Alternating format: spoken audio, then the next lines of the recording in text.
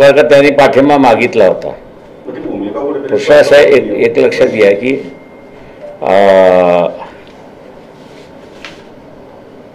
पवारांच्या विरोधात बोलण्यापेक्षा आम्ही NCPच्या विरोधात बोलतो.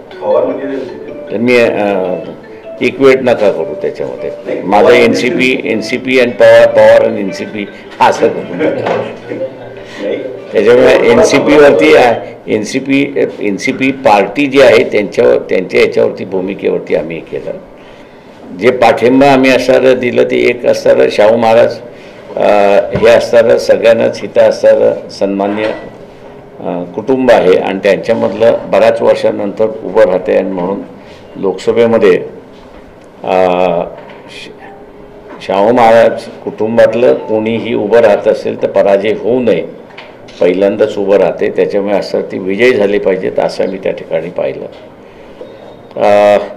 नागपूरची जागा जी होती ती काँग्रेसने स्वतःहून आम्हाला पाठिंबा द्या असं जाहीर केलं होतं आणि NCPने बारामतीची जी जागा आहे ती जरा थोडीशी आमची प्रेस्टीज आहे, तेव्हा आम्हाला पाठिंबा दिला तर अधिक चांगलं होईल. ॲकोमोडेशनचं असणारं हे जे राजकारण आहे